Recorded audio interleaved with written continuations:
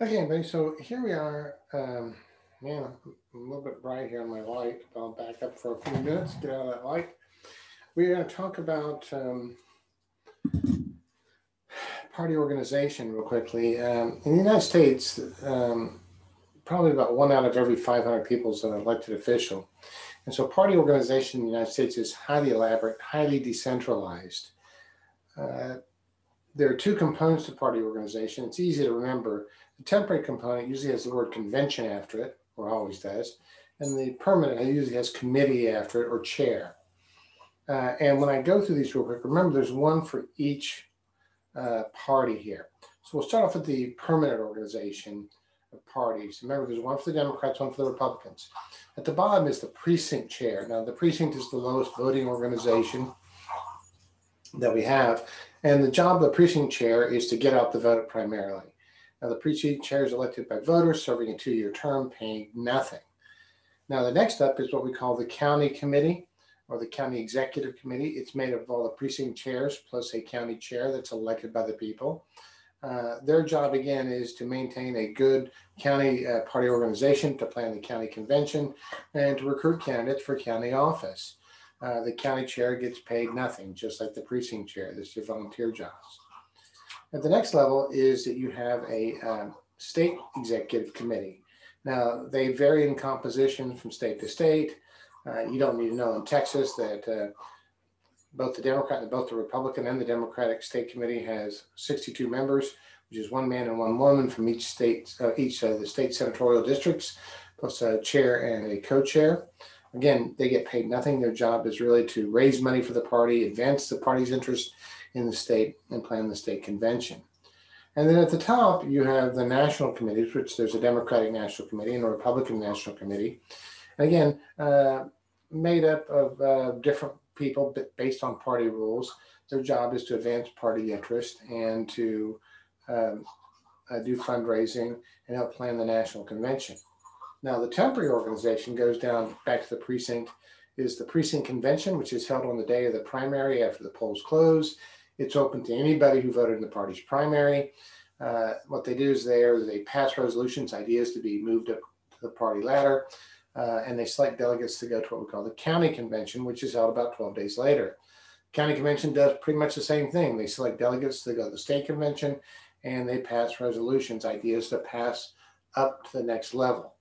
State convention, which is usually held in June, in Texas anyway, and these are all held every 2 years.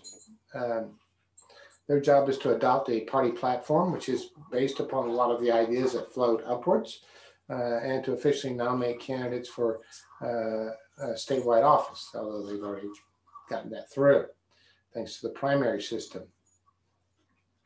And then last but not least is the National Convention, which we didn't have any of this year because of COVID. The National Convention's job is usually, by the way, it's usually held in August every 4 years, is to really officially nominate the candidate for president and vice president, adopt a national party platform. And its real job today is just to generate enthusiasm about the election. Actually, it's something that came out of the Second Great Awakening and Camp Revival meetings that was adopted in the 1820s and 30s for political parties. So next up, what we're going to talk about is elections. And so we're going to talk about elections, the different types of elections, and how we got around to nominating candidates in the first place. Okay, so we just go through a presidential election and congressional elections and senatorial elections and county conventions and local elections. And if you hear a crunching noise, that's my dog crunching on a chew toy. But how did people get to be the nominees? How did Donald Trump become the nominee for the Republican Party? How did Joe Biden become the nominee for the Democratic Party? How did that happen? Well, in the past, way back, there used to be this thing called a caucus, and party leaders would meet, or what we say caucus. Caucus means to meet, and they would decide who was going to represent the party in the general election. Well,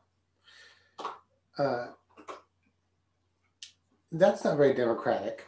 And so in the 1830s and 1840s, they switched to a convention system where you hold a series of conventions at both the county, state, and national levels. And delegates would come from all around the county or all around the state or around the country.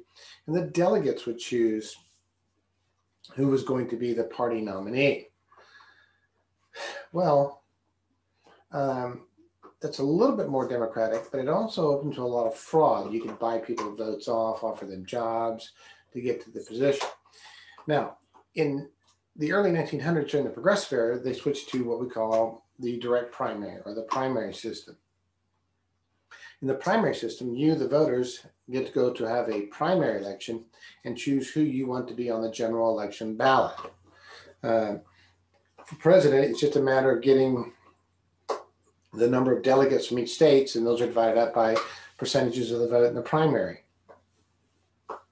Now, there are several types of primaries that we should mention. One is an open primary, which is open to anybody of any party. You can go in and vote. And then there's a closed primary, which is only open to party members. The way it works in most states is that if you want to be the party nominee for Senate or Congress, whatever, and almost any office outside of the president, you've got to get a majority vote in the primary, over 50%. If you don't, they hold a runoff primary. Now, your book may mention what they call the invisible primary, and that's in presidential elections when you announce and then just see how much money you can raise. That's sort of like an invisible primary, because if you're raising a lot of money, that means you have a lot of support before any vote is cast. Now, when it comes to funding federal elections, people are limited by the Federal Election Campaign Act, 1971, which said that individuals could only give so much to a candidate. I believe the latest number adjusted for inflation is around $2,700 you can give to a candidate. Now, you can give yourself as much money as you want because you really can't bribe yourself as far as I know. Also, you can raise money for candidates by creating PACs, political action committees, where like-minded people raise money and contribute to candidates. And then you may have heard of super PACs. Now, super PACs are PACs that are not connected directly to a candidate. They don't give money, but they try to get that candidate elected. Super PACs are interesting because they don't have the same reporting requirements to the Federal Election Commission as regular PACs do, which means people can give as much money as they want, and they can stay anonymous. This is sometimes referred to as dark money.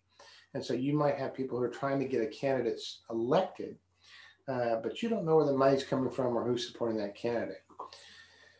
And make no mistake about it, money's important.